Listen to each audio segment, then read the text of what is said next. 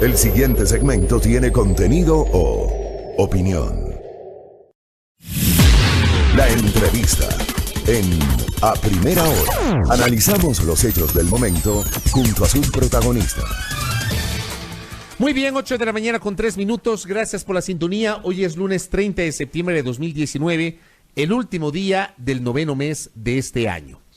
Diario El Comercio escribía el pasado viernes, también difundimos esta información a través de nuestras redes sociales.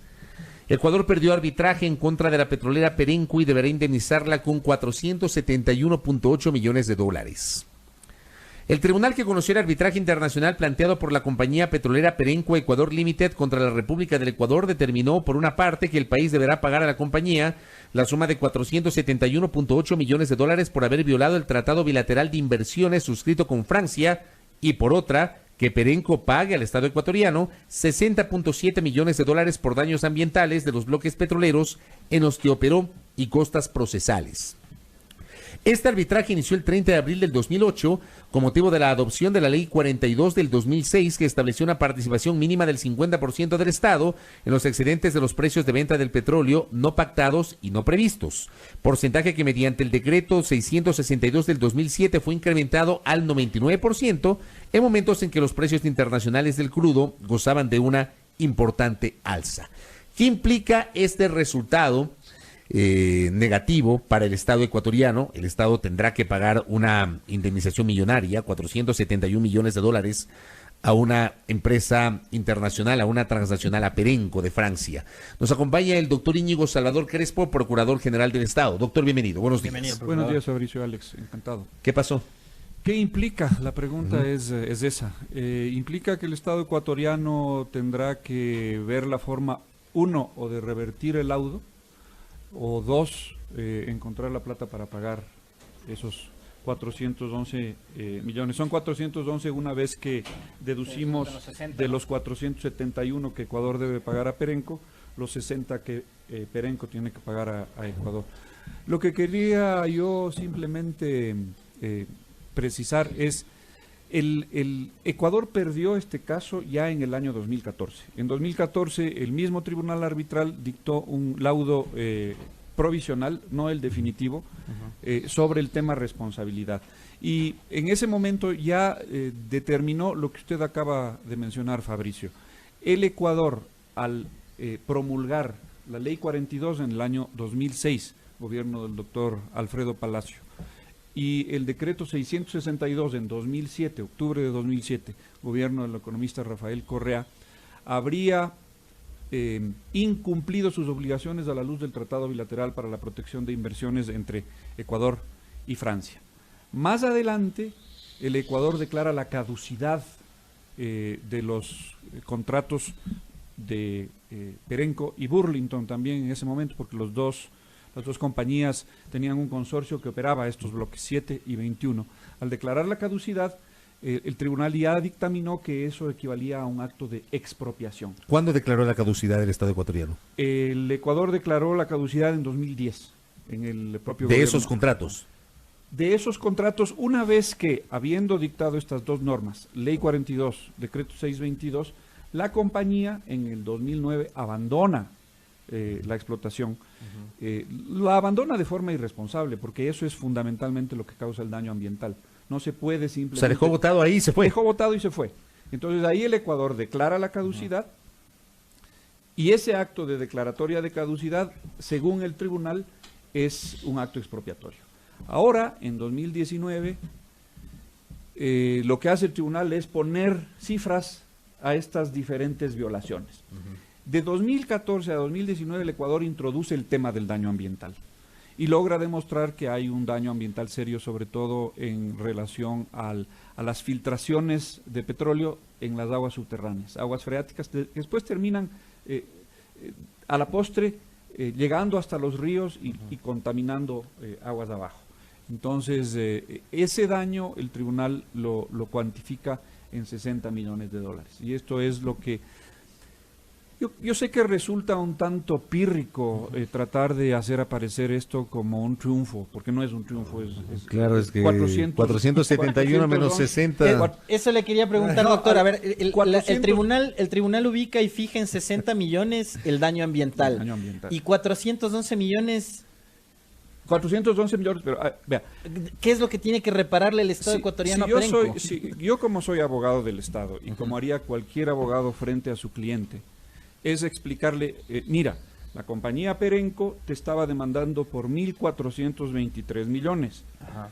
Yo como tu abogado, y esto hay que reconocérselo a la Procuraduría como institución, incluso al procurador anterior que lideró la defensa en este caso, A Diego García Carrión, he logrado que en vez de pagar 1.423 millones, solamente tengas que pagar 400 millones.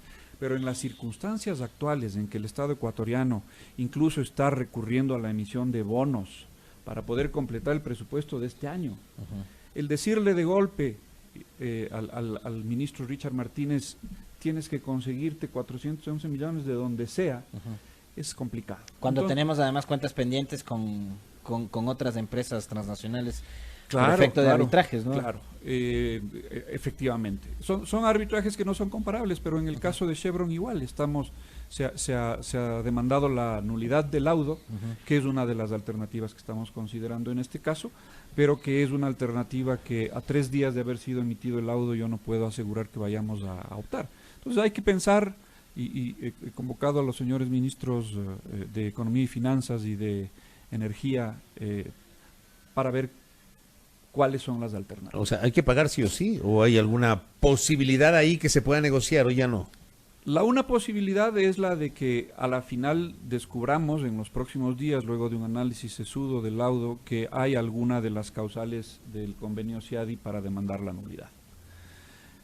Pero si es que no hubiera posibilidad procesal de hacerlo, entonces hay que sentarse a pensar de dónde sacamos la plata, cuánta plata tenemos y qué podemos acordar. Señor procurador, pero eso quería que un poco nos explique a nosotros y a la gente también para saber y comprender cómo es que funcionan este tipo de tribunales y este tipo de fallos arbitrales. A ver, el daño ambiental, el tribunal lo fija, y no sé si técnicamente, en 60 millones de dólares. Digo, cuando un daño ambiental podría ser, para la vista de uno, casi incalculable, pero bueno.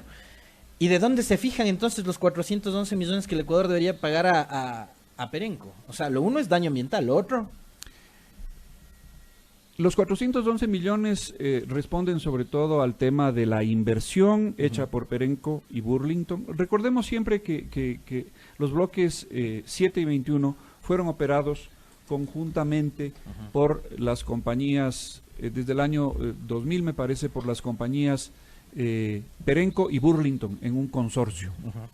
Recordemos también que la compañía Burlington ya fue también condenada, a pesar de que el Ecuador perdió también ese arbitraje, fue también condenada al pago de una indemnización por daño ambiental. No puedo hablar de las cifras ni de los detalles del laudo Burlington, porque ese laudo fue un laudo confidencial, sujeto a confidencialidad. No así el laudo del caso Perenco. Entonces, al daño ambiental del caso Perenco, cuantificado en 60 millones de dólares, habría que aumentarle lo que se le condenó a Perenco, a Burlington también a pagar al Estado ecuatoriano. Entonces estamos hablando necesariamente de una cifra mayor. Recuerden cuál era su pregunta, disculpe. O sea, saber cómo es que se fija por un lado 411 millones de la reparación que debe hacer el Estado a la empresa. ¿Cómo así esa cantidad? Exactamente. Y acá vengo y digo, ¿por qué no más? ¿Por qué no menos? Los 411 millones. Contamino los ríos, los bosques, la selva, mato a la gente con cáncer. Ponle 60 millones de dólares. Sí. De acuerdo al laudo arbitral, los 471 millones representan el daño emergente y el lucro cesante sufrido por la compañía Perenco. Daño emergente, es decir, ¿cuánto perdió por el hecho de que el Estado ecuatoriano le declaró la caducidad del contrato? ¿Y cuánto perdió por las ganancias no percibidas? Recordemos que la ley 42 y el decreto 662 son adoptados en el momento en que el precio del petróleo sube. Y teníamos unos contratos de participación en donde grosso modo variaba de compañía a compañía y de bloque a bloque, y dependían también de la producción de petróleo, pero grosso modo el porcentaje era 65-25. 75-25. Sí, más o menos por ahí era. 75-25, 80-20. Yo supe que había uno que era 80-20, algunos 78-22. Pero era 25 para el Estado, 75 para la compañía. En eso suben los precios del petróleo y el Estado ecuatoriano dice, no es justo, ¿no? O sea, restablezcamos el equilibrio contractual. Pero el Estado podía o debía renegociar esos contratos, o simplemente con la ley 042 las compañías tenían que someterse a esa modificación.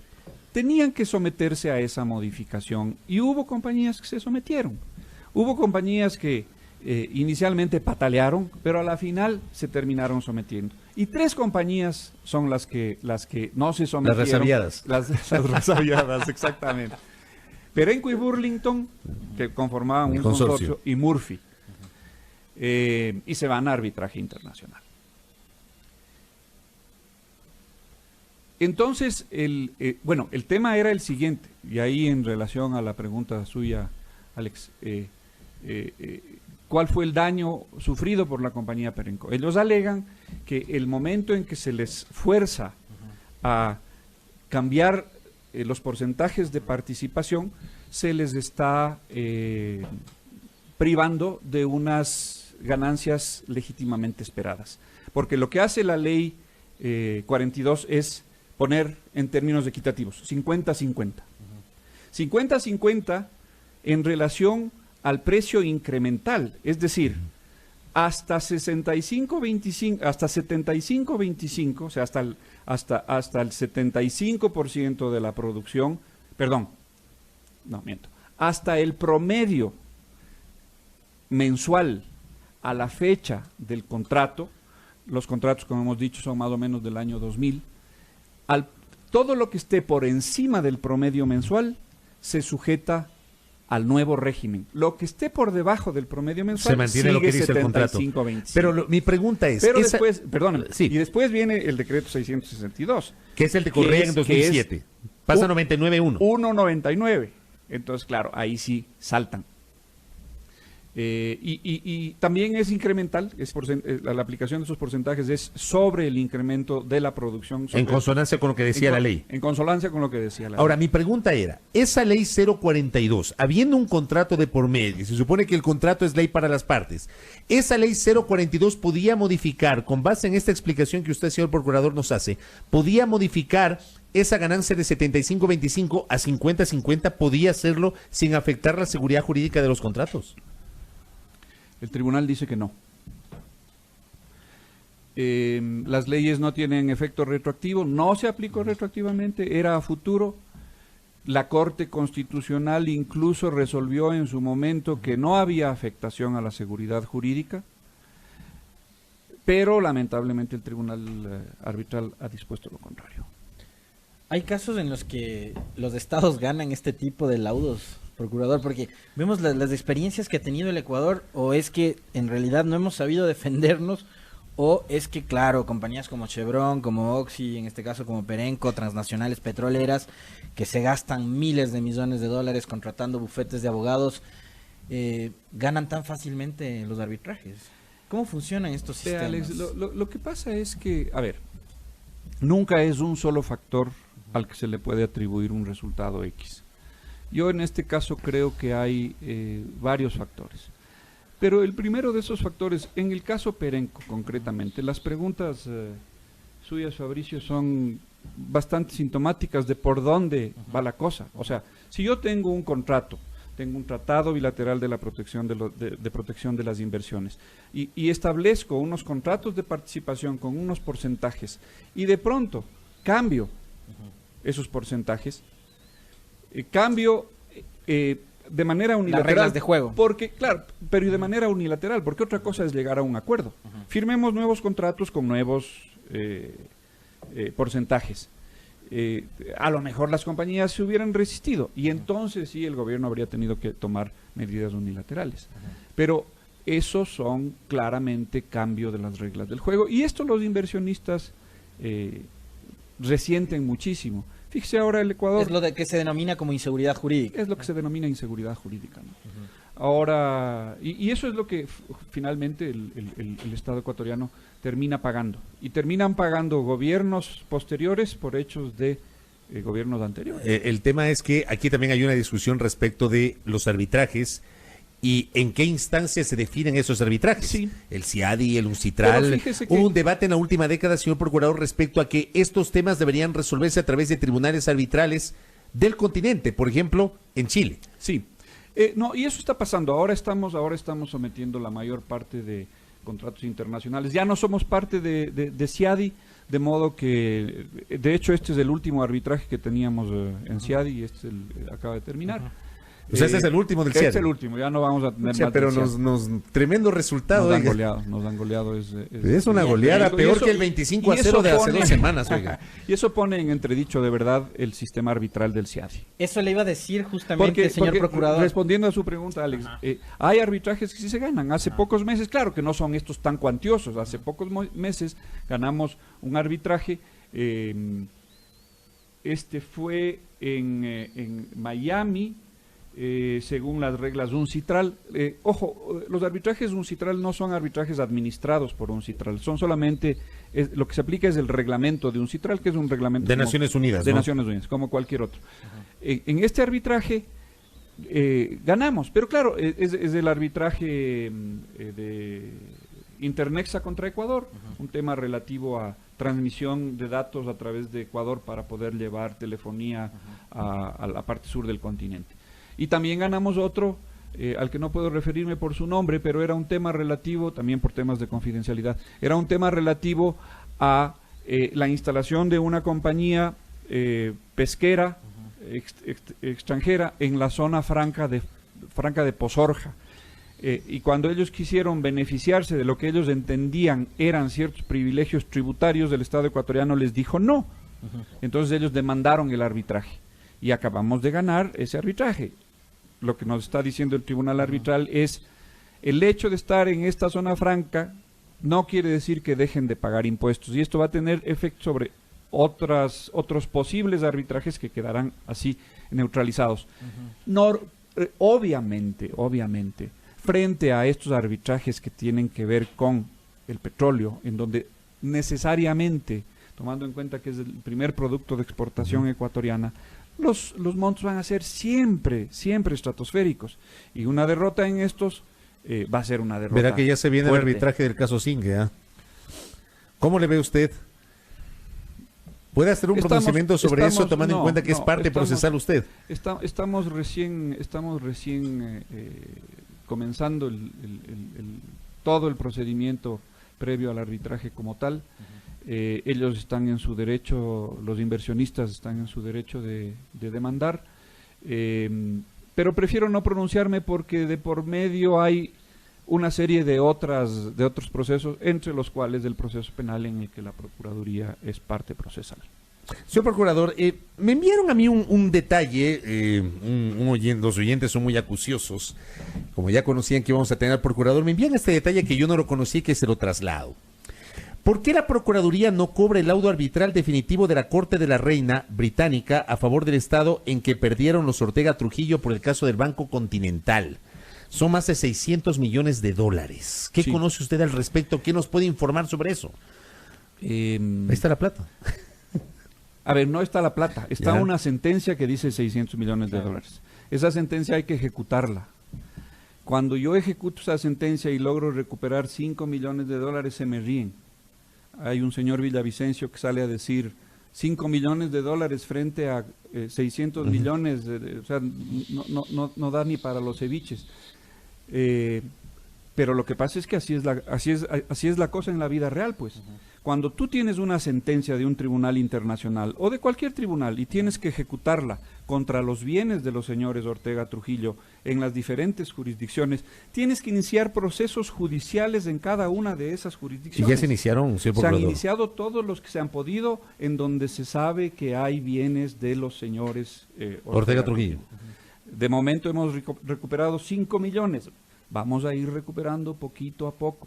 La justicia, así como en el Ecuador, tarda lo mismo o más en otras jurisdicciones. Piense que para obtener el fallo de la Reina, del Consejo Privado de la Reina, que se obtuvo en el año 2015, pasaron 19 años. Pasaron 19 años. Desde la quiebra del Banco Continental. Desde la quiebra del Banco Continental. Eso es lo que se demora un proceso internacional. Y en el caso más cercano, que es el de Odebrecht, usted, procurador, junto a otras autoridades nacionales, se sentó también a conversar con la gente representante de esta empresa brasileña para lograr una reparación para el Estado ecuatoriano. ¿Cómo están avanzando esas conversaciones? Más allá, digo, de las críticas también que hay por parte de ciertos actores de la opinión pública que dicen cómo es que el Ecuador se sienta a negociar con estos corruptos de Odebrecht.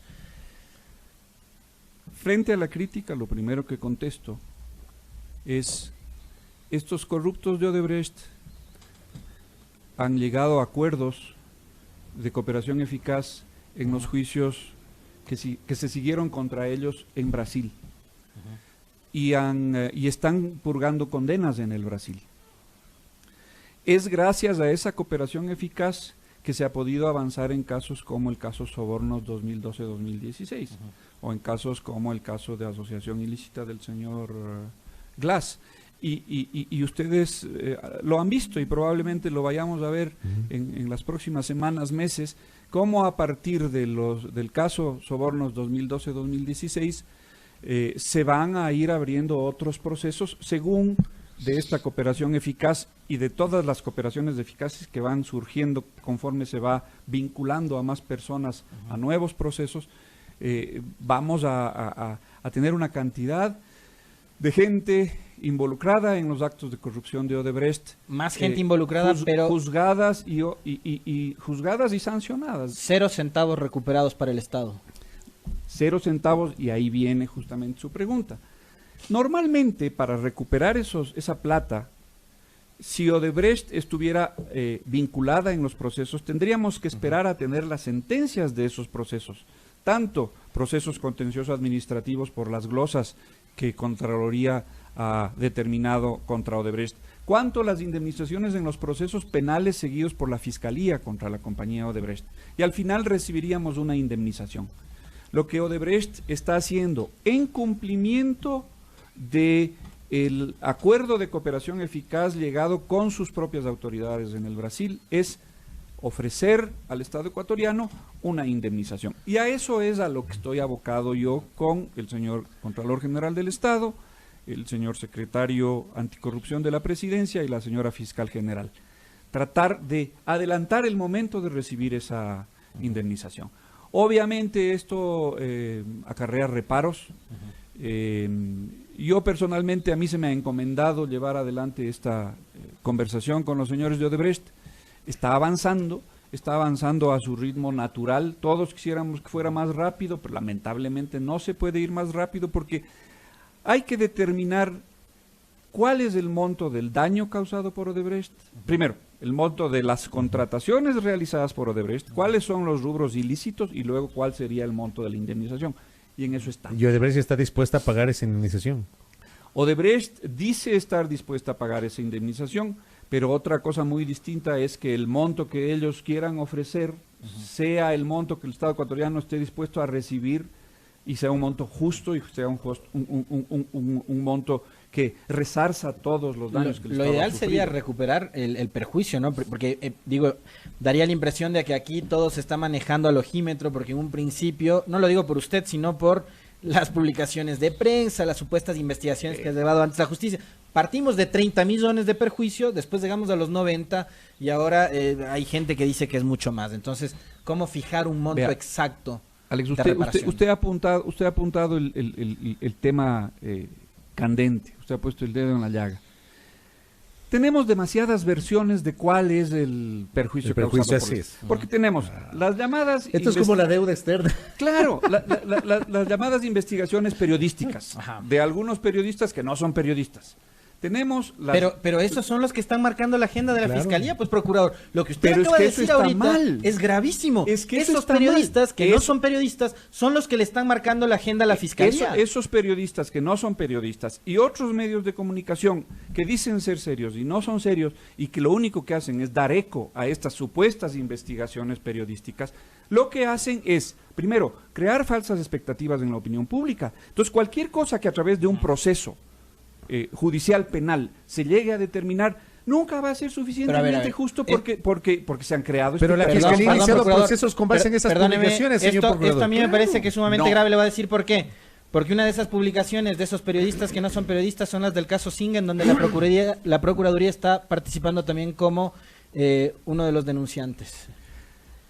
Sí, la Fiscalía inicia el proceso penal, perdón, la Fiscalía inicia la investigación y luego inicia la instrucción fiscal. La Procuraduría General del Estado, previendo la posibilidad de que haya un perjuicio contra el Estado, y es solamente en esos casos donde yo intervengo, cuando hay un perjuicio monetario contra el Estado, para que el Estado sea parte procesal, se presente como víctima y en el momento final, cuando los jueces dicten su sentencia y establezcan el monto de una indemnización, el Estado pueda recibir esa indemnización. La Fiscalía establece, a través de su investigación, unos indicios, y esos indicios dan lugar a que la Procuraduría en su momento determine acusar o no acusar.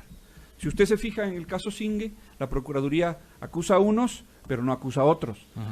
¿Por qué? Porque la Procuraduría hace un examen profundo y dice, si la Procuraduría General del Estado ya se ha pronunciado en el pasado a través de un informe de legalidad del contrato sobre si el contrato de cesión de derechos. de derechos Sí. fue legal o no fue legal, y la Procuraduría dijo, sí, Sí, fue legal, legal. yo no puedo acusar a los que están Pero involucrados en esa parte. en el informe de Contraloría y la Fiscalía recoge eso, hay gente que estuvo vinculada a ese tema, que usted no lo vinculó, pero la Fiscalía y la Contraloría sí, pues.